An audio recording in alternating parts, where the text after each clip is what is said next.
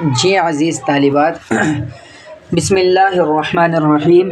یہ ہمارا 28واں سبق چل رہا ہے۔ میری آواز آ رہی ہے نا سبھی کو صاف؟ جی استاد آ رہی ہے۔ جی تو ہمارے یہ 28واں سبق چل رہا ہے معرفہ اور نکیرہ۔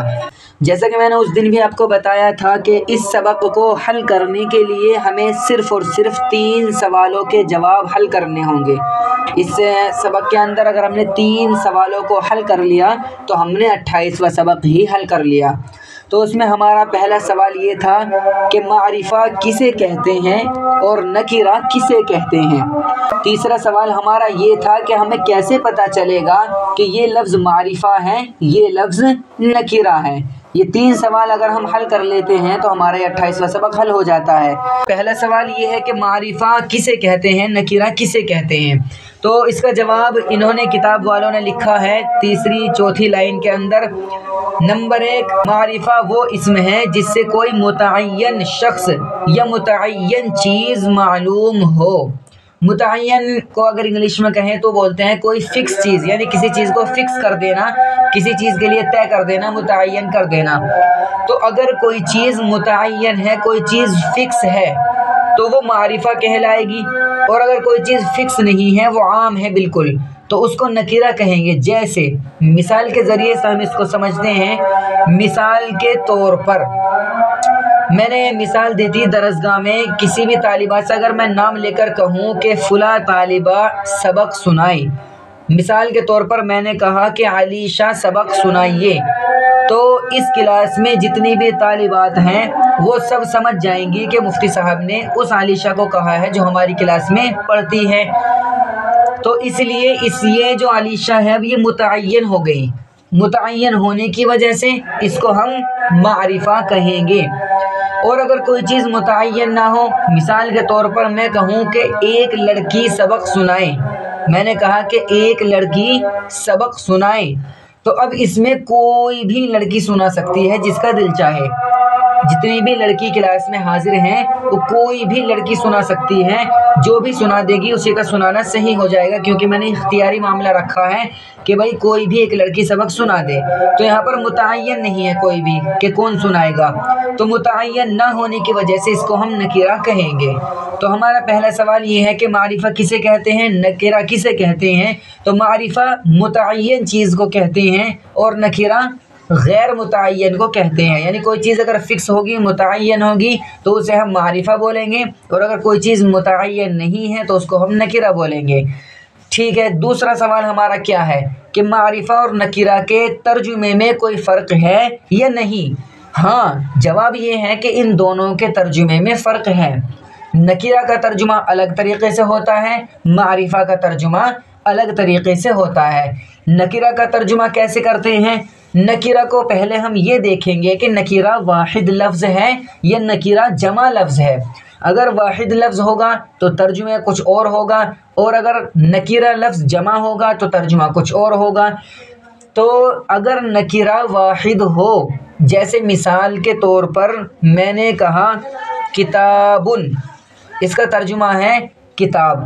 اب کون سی کتاب ہے؟ تعلیم الانشاء ہے، یا عقائد ہے، یا فقہ ہے، یا ہندی انگلش میتھ وغیرہ کی ہے؟ کوئی متعین نہیں، کوئی فکس نہیں، کچھ بھی فکس نہیں ہے، اس لیے یہ نکیرہ ہے۔ کتابن یہ نکیرہ ہے، کیونکہ کوئی بھی دنیا کے اندر کوئی بھی کتاب لے لو اسے کتاب ہی بولیں گے، تو یہ متعین نہیں ہے، اس لیے یہ نکیرہ ہے۔ اور یہ واحد بھی ہے، کیونکہ کتابن کے معنی ایک کتاب ہی ہوتے ہیں، اور اگر بہت ساری کتابیں کہنی ہو تو کتبن آتی ہے اس کی جمع۔ تو یہ نکیرہ بھی ہے اور واحد بھی ہے۔ تو نکیرہ اگر واحد لفظ ہو، جیسا کہ کتابن، یہ نکیرہ بھی ہے اور واحد بھی ہے، تو اس کا ترجمہ ہم 4 طریقوں سے کر سکتے ہیں۔ کتابن کا ترجمہ ہم یوں بھی کہہ سکتے ہیں ایک کتاب، اور کتابن کا ترجمہ ہم یوں بھی کر سکتے ہیں کوئی کتاب، اور کتابن کو ہم یوں بھی کہہ سکتے ہیں کوئی ایک کتاب، اور کتابن کو ہم یوں بھی کہہ سکتے ہیں کسی کتاب۔ تو نکیرہ اگر واحد ہوگا تو اس کا ترجمہ 4 طریقوں سے ہوگا: ایک کتاب، کوئی ایک کتاب، کسی کتاب۔ یہ 4 طریقوں سے ترجمہ اس کا ہم کر سکتے ہیں۔ لیکن نکیرہ اگر واحد نہ ہو، جمع ہو، جیسا کہ کتابن کی جمع کتبن آتی ہے، بہت ساری کتابیں، یہ بھی نکیرہ ہی ہے کیونکہ یہ متعین نہیں ہے، کتنی کون کون سی کتابیں ہوں پتہ نہیں۔ تو کتبن مانے کتابیں، یہ نکیرہ ہے اور جمع ہے۔ تو جب نکیرہ جمع ہو تو اس کا ترجمہ دو طریقوں سے کرتے ہیں، یا تو کتبن کو کہیں گے چند کتابیں، یا کتبن کا ترجمہ کریں گے کچھ کتابیں۔ لیکن لفظ اگر نکیرہ نہ ہو معرفہ لفظ ہو تو پھر ترجمے میں کچھ بھی ایکسٹرا نہیں جوڑتے ہیں، جو لفظ ہوگا معرفہ ترجمہ بس وہی کر دیں گے۔ جیسے مثال کے طور پر آپ نے سنایا تھا کہ الف لام داخل کرنے سے معرفہ بن جاتا ہے، تو کتاب ان پر الف لام داخل کر دیں الکتاب، تو یہ معرفہ بن گیا۔ اب اس کا ترجمہ ہم اس طرح نہیں کر سکتے الکتاب ایک کتاب، کوئی کتاب، کسی کتاب، ہم اس کا ترجمہ ڈائریکٹ کریں گے الکتابوں کا ترجمہ کتاب بس۔ یہ اسی طرح اگر جمع آ جائے الکتب، یہ معرفہ ہے اور جمع ہے الکتب، تو اس کا ترجمہ بھی ہم یوں نہیں کہیں گے الکتب کا ترجمہ چند کتابیں یا کچھ کتابیں، بلکہ ڈائریکٹ یوں کہیں گے الکتب کتابیں بس۔ تو یہ ہمارا دوسرا سوال بھی حل ہو گیا۔ تیسرا سوال ہمارا یہ تھا کہ ہمیں پتہ کیسے چلے گا کہ یہ لفظ معرفہ ہے یا نکیرہ ہے۔ تو میں نے گروپ میں بھیجا تھا کہ معرفہ کی پہچان کرنے کے لیے ہمیں 7 چیزیں یاد کرنی ضروری ہے۔ معرفہ کی 7 قسمیں ہیں، وہ 7 قسمیں ہمارے یاد ہونی چاہیے، تب ہم لفظ کے اندر غور کر کے دیکھیں گے کہ ان 7 چیزوں میں سے کوئی چیز ہے کہ نہیں ہے، اور اگر 7 چیزوں میں سے کوئی چیز ہوگی تو لفظ معرفہ بن جائے گا، اور اگر ان 7 قسموں میں سے 7 چیزوں میں سے کوئی بھی چیز نہیں ہوگی تو پھر وہ لفظ نکرہ کہلائے گا۔ لیکن اس سبق کے اندر انہوں نے صرف 3 قسموں کو بیان کیا ہے، 3 قسمیں ہمیں بتلائی ہیں، تو ہمیں صرف 3 ہی قسموں پر غور کرنی ہے اس سبق کے اندر۔ اس سبق میں جب ہماری تمرینیں آئیں گی، آج کا جو ہمارا آگے کا سبق ہے اس میں ہم غور کریں گے کہ 3 چیزیں ہیں کہ نہیں ہیں۔ اگر 3 چیزیں ہوں گی، 3 میں سے کوئی بھی ایک چیز اگر ہوگی تو وہ لفظ معرفہ بن جائے گا، اور اگر تینوں میں سے ایک بھی نہ ہو تو وہ لفظ نکرہ کہلائے گا۔ وہ 3 چیزیں کون سی ہیں؟ سب سے پہلی چیز تو یہ ہے کہ وہ کسی انسان کا، ملک کا یا شہر کا نام نہیں ہونا چاہیے، اور اگر انسان کا نام ہوگا، شہر کا یا ملک کا نام ہوگا تو پھر وہ لفظ معرفہ بن جائے گا۔ دوسری چیز ہم دیکھیں گے کہ اس پر الف لام ہے کہ نہیں ہے، الف لام اگر ہوگا تو وہ لفظ بھی معرفہ بن جائے گا۔ تیسری چیز ہم غور کریں گے کہ وہ مضاف تو نہیں بن رہا، اگر وہ مضاف بن رہا ہے تو بھی وہ معرفہ ہی کہلائے گا۔ لیکن اگر لفظ نہ تو انسان کا نام، نہ ملک کا نام، نہ شہر کا نام ہے، اور نہ ہی اس پر الف لام ہے، اور نہ ہی وہ مضاف ہے، تو پھر ایسے لفظ کو ہم نکرہ کہیں گے۔ یہ نکرہ اور معرفہ کی پہچان ہے اس سبق کے اندر۔ اب ہم آگے چلتے ہیں، انہوں نے چند مثالیں دی ہیں، ان مثالوں میں صرف انہوں نے یہ سمجھایا ہے کہ کون سا لفظ نکرہ ہے، کون سا لفظ معرفہ ہے، بس یہ سمجھانے کے لیے مثالیں لائے ہیں۔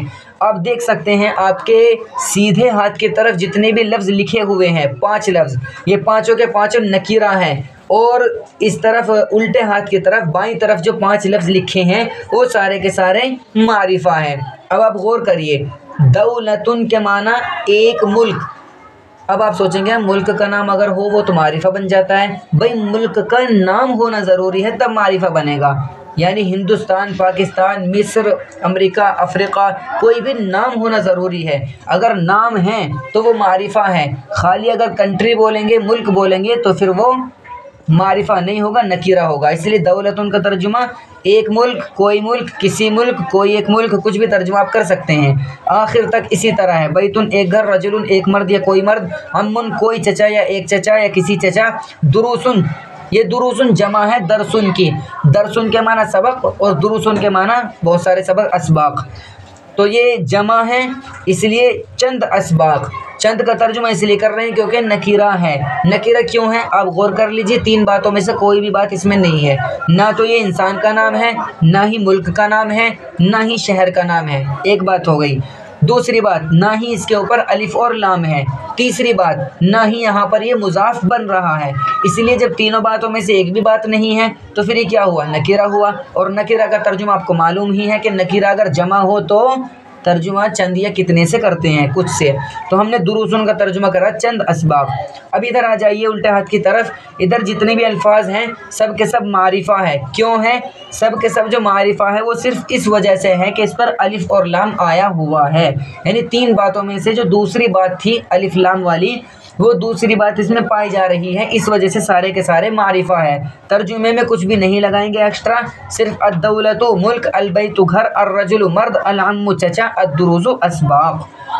جملوں کے ترجمے میں بھی اس کا لحاظ رکھا جائے گا، جملوں کے ترجمے میں بھی اس کا لحاظ رکھا جائے گا، جیسے ھذا رجل، یہ ایک مرد ہے، یعنی لحاظ رکھنے کا مطلب کیا ہے؟ انہوں نے جو یہ لائن لکھی ہے کہ جملوں کے ترجمے میں بھی اس کا لحاظ رکھا جائے گا، مطلب یہ ہے کہ جب جملوں کا ترجمہ کریں گے تو آپ کو غور کرنا ہے کہ لفظ نکرہ ہے یا معرفہ ہے۔ اگر لفظ نکرہ ہوگا تو آپ ترجمے میں جو ہے ایک یا کوئی یا کسی لگائیں گے، جیسے مثال انہوں نے خود لکھی ہے ھذا رجل، رجل نکرہ ہے تو اسی لیے اس کا ترجمہ یہ ایک مرد ہے۔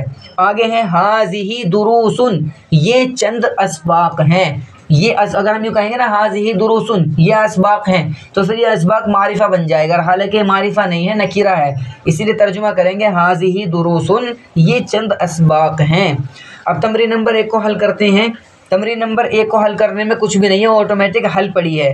اب دیکھ سکتے ہیں ثمرن مانے چند پھل، ثمرن مانے پھل آتے ہیں نا اکٹھے، بہت سارے پھلوں کو ایک جگہ جمع کر دیا جائے تو اس کا ترجمہ ثمرن، حالانکہ اس کی جمع اسمارن آتی ہے، تو اس کا ترجمہ ثمرن اصل میں بہت سارے پھلوں کو ملا کر کے ثمرن کہا جاتا ہے، اس لیے ہم چند پھل ہی کریں گے۔ الثمر مانے اونلی پھل۔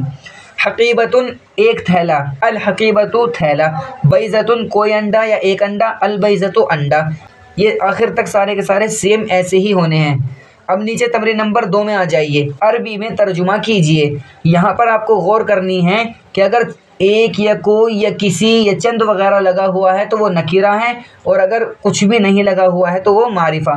ایک فوجی، جندی، ایک فوجی، ایک روزے دار، صائم، ایک روزے دار، کوئی صحافی، صحافی، کوئی صحافی، چند بیمار، مریض، ایک بیمار اور چند بیمار، کیا ترجمہ؟ مریض کی جمع کیا آتی ہے؟ کوئی بھی طالبہ ذرا بتانا کیا کہاں تک ذہن کام کر رہا ہے؟ مریض کی جمع؟ غلط جواب، مرض کی جمع امراض ہے، مریض کی جمع کیا آپ کو معلوم نہیں؟ فعیل کے وزن پر جو واحد آتا ہے اس کی جمع بنانے کے لیے واو نون لگایا جاتا ہے۔ مریض فعیل، مریضون، کیا کریں گے؟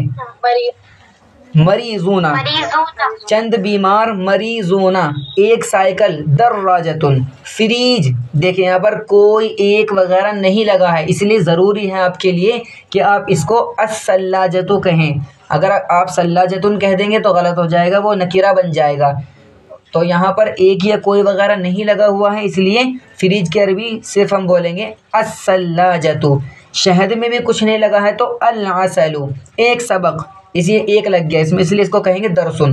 چند سوالات، سوال کی عربی سوالون ہی آتی ہے اور جمع سوالات ہی آتی ہے، تو اس لیے اس کی عربی ڈائریکٹ بس یہ بنے گی سوالاتن۔ آگے کوئی جواب، جوابن، کوئی جواب، ایک کھانے والا، آکلن، ایک کھانے والا، کچھ کسان، بنائیے فلاحن کی جمع کیا آئے گی؟ بنائیے صحیح جواب، مطلب ذہن صحیح ہے کیونکہ یہ 3 وزن آپ کو بتائے تھے، فعیل، فاعل، فعال، تو یہ فلاح فعال کے وزن پر ہے، اس لیے واو اور نون لگا کر جمع بنائیں گے، تو فلاحون، اس میں الفلاحون نہیں کہہ سکتے ہیں کیونکہ کچھ لگا ہوا ہے اور کچھ یہ بتا رہا ہے کہ نکیرہ ہے، اور الف لام لگا دیں گے تو وہ معرفہ بن جائے گا، اس لیے ہم بغیر الف لام کے بولیں گے فلاحون۔ ایک درزی، خیاطن، ایک درزی، ایک نرس، ممرضن، ایک نرس، ایک موبائل، جوالن، کوئی چھت، سقفن، کچھ خبریں، یہ خبر پیچھے لفظ آیا تھا، کیا ہے اس کی عربی؟ ذہن میں ہے؟ نہیں ہے؟ جی، نبأ مانے خبر، اور یہاں پر جمع ہے کچھ خبریں، تو اس کا نبأ کی جمع آئے گی انباء، خالص انباء بولیں گے کچھ خبر۔ ایک بچہ، طفل، ایک بچہ، یہ آپ کی تمرین نمبر 2 بھی حل ہو گئی ہے۔ تمرین نمبر 3 ہے اردو میں ترجمہ کیجئے۔ یہاں پر دیکھیے آپ اردو میں ترجمہ کرنا ہے آپ کو۔ اس بس آپ کو یہ غور کرنا ہے کہ اگر نکیرہ ہے تو چند یا کچھ یا ایک یا کسی یا کوئی لگائیں گے، اور اگر معرفہ ہے تو کچھ بھی نہیں لگائیں گے۔ ہذہ عقیدۃ، یہ ایک عقیدہ ہے۔ تلک سجون، یہ سجون کس کی جمع ہے؟ سجنن کی۔ سجنن مانے قید آتی ہے، سجون قید۔ تلک سجون، وہ چند قید خانے ہیں، سجن قید خانہ۔ جب تک آپ الفاظ اور معانی کو یاد نہیں کر لیں گے تو آپ اس تمرین کو حل نہیں کر سکتے ہیں۔ اس میں سارے الفاظ نئے ہیں، کچھ وہ ہیں زیادہ تر جو آپ نے نہیں پڑھے ہیں۔ اچھا، ہذہ صحف، صحیف، صحیفۃ، یہ اسی کی جمع صحف آتی ہے، صحیف، یہ چند صحیفے ہیں۔ ہذہ صحف، یہ چند صحیفے ہیں۔ ذالک فندق، وہ چند ہوٹل ہیں۔ جمع ہے نا یہ؟ نہیں، واحد ہے یہ۔ جمع آتی ہے اس کی فنادق، جمع آئے گی فندقن کی جمع فنادق، تو فندقن واحد ہے۔ ذالک فندقن، وہ ایک ہوٹل ہے۔ ہذہ کلیۃ، کلیۃ یہ واحد ہے، کالج، اور جمع کلیات آتی ہے، بہت سارے کالج، تو یہاں پر ہے ہذہ کلیۃ، یہ ایک کالج ہے۔ تلک جامعۃ، جامعۃ بھی واحد ہے، یونیورسٹی۔ تلک جامعۃ، وہ ایک یونیورسٹی ہے۔ ھذا قانون، یہ بھی واحد ہے، یہ ایک قانون ہے۔ ھذا غنی، غنی مانے مالدار بھی آتے ہیں، بے نیاز بھی آتے ہیں۔ یہ مالدار ہے، یہ کوئی مالدار ہے، ایک یا کوئی یا کسی وغیرہ کا کچھ بھی، چاروں میں سے جو آپ کا من کرے وہ ترجمہ کر سکتے ہیں واحد کا۔ ھذا غنی، یہ کوئی بے نیاز ہے، یہ کوئی مالدار ہے۔ ذالک فقیر، وہ کوئی فقیر ہے، وہ ایک فقیر ہے۔ تلک منشفۃ، یہ تو میں نے آپ کو لکھوایا تھا کاپی میں، منشفہ تولیہ، شاید ایسے کچھ ہے اس کا، ہے نا، تولیہ۔ تلک منشفۃ، وہ کوئی تولیہ ہے۔ ہذہ ندوۃ، ندوہ کے معنی یہ سیمینار واحد ہے، اور جمع اس کی آتی ہے ندوات، تو ندوۃ واحد ہے۔ ہذہ ندوۃ، یہ کوئی سیمینار ہے۔ ہذہ مساجد، یہ چند مسجدیں ہیں۔ تلک بیوت، وہ کچھ گھر ہیں۔ تلک دول، وہ چند ملک ہیں، دولتن کی جمع آتی ہے دول، وہ چند ملک ہیں۔ ہذہ ادیان، یہ چند مذہب ہیں، یہ چند دین ہے، دین ان کی جمع دیان۔ تمرین نمبر 4 اردو میں ترجمہ کرو۔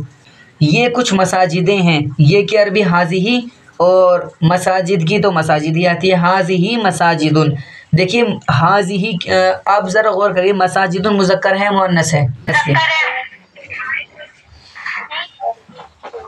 کنفیوژن ہے، اس کو بھی حل کریں گے، جلدی بتائیے، مذکر ہے مؤنث ہے؟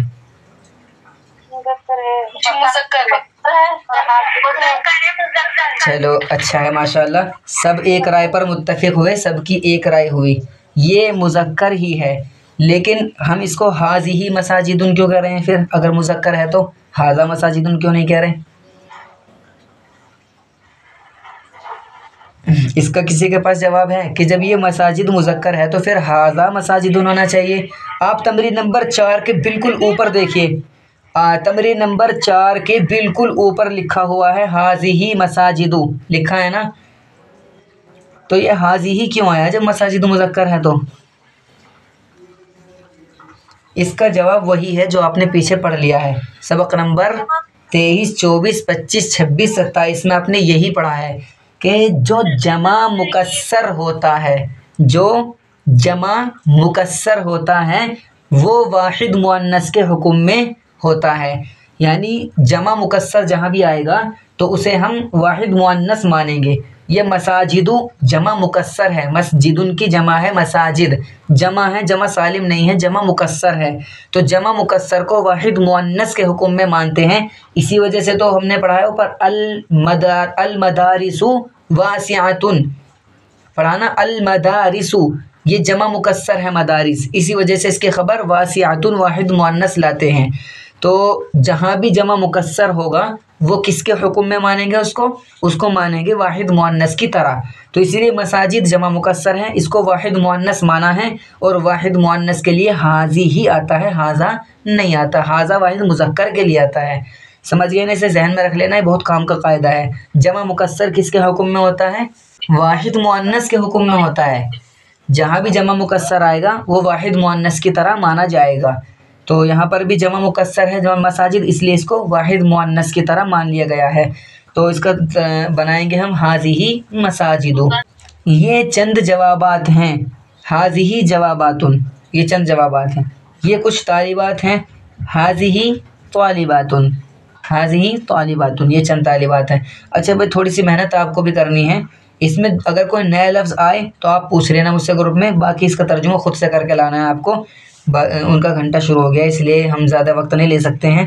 تمرین نمبر 5 ہے عربی میں گفتگو کیجیے۔ یہ عربی میں گفتگو آپ کو کرنی ہے انشاءاللہ کل۔ جن 2 طالبات کا میں نام بولوں گا وہ طالبات سامنے آئیں گی اور عربی میں گفتگو کریں گی، بہت ہی آسان ہے۔ السلام علیکم، وعلیکم السلام، ما ھذا، یہ کیا ہے؟ ھذا عسل حلو، یہ میٹھا شہد ہے، لونہ اصفر، اس کا رنگ پیلا ہے، وطعمہ طیب، اور اس کا ذائقہ اچھا ہے۔ وماذا بیدک، وماذا مانے کیا ہے، بیدک ید مانے ہاتھ، با مانے میں، کا مانے تیرے، تیرے ہاتھ میں کیا ہے؟ بیدی کتاب، میرے ہاتھ میں عربی کتاب ہے، کتاب عربی، بیدی کتاب عربی، میرے ہاتھ میں عربی کتاب ہے، وہو کتاب فی الفقہ، اور وہ فقہ کی کتاب ہے۔ حالانکہ ترجمہ تو یہ ہوگا وہ کتاب ہے فقہ میں، فقہ میں مطلب فقہ کی، وہ فقہ کی کتاب ہے۔ هل انت طالبۃ، کیا آپ طالبہ ہیں؟ نعم انا طالبۃ، ہاں میں طالبہ ہوں۔ وَأَيْنَ مَدْرَسَتُكِ، أَيْنَ مانے کہاں ہے، مدرسَتُكِ تمہارا مدرسہ، تمہارا مدرسہ کہاں ہے؟ مدرستی بعیدۃ، میرا مدرسہ دور ہے، بعیدۃ دور ہے۔ وَهِيَ واقعۃ فی دیوبند، وہ دیوبند میں واقع ہے۔ من أَيْنَ أَنْتِ، من مانے سے، أَيْنَ مانے کہاں، أَنْتِ مانے آپ کہاں سے ہیں، یعنی آپ کہاں کی رہنے والی ہیں۔ أنا من مدینۃ لکھنؤ، لکھنؤ، میں لکھنؤ شہر سے ہوں۔ انا مانے میں ہوں، من مانے سے، مدینہ مانے شہر، لکھنؤ مانے لکھنؤ، میں لکھنؤ شہر سے ہوں۔ وہی فی ولایت یوفی، وہ یو پی میں ہے، یو پی راجیہ میں، اس یو پی کے صوبے میں کچھ بھی کہہ سکتا ہے، یوفی مطلب یو پی۔ وہی فی ولایت یوفی، وہ یو پی کے اندر ہے۔ لا شک انکی فتاۃ طیبۃ، لا شک کوئی شک نہیں، یعنی یقینی طور پر، لا شک کوئی شک نہیں، ان مانے کہ، کی مانے آپ، کوئی شک نہیں کہ آپ، فتاۃ مانے لڑکی، طیبۃ اچھی، آپ اچھی لڑکی ہیں۔ لا شک کوئی شک نہیں، انکی کہ آپ، فتاۃ طیبۃ اچھی لڑکی ہیں۔ شکراً، وانت ایضا طیبۃ، شکراً آپ کا شکریہ، وانت اور آپ، ایضا بھی، اور آپ بھی، فتاۃ طیبۃ اچھی لڑکی ہیں۔ شکراً وانت ایضا فتاۃ طیبۃ، شکریہ اور آپ بھی اچھی لڑکی ہیں۔ یہ ہو گیا آپ کا عربی میں گفتگو۔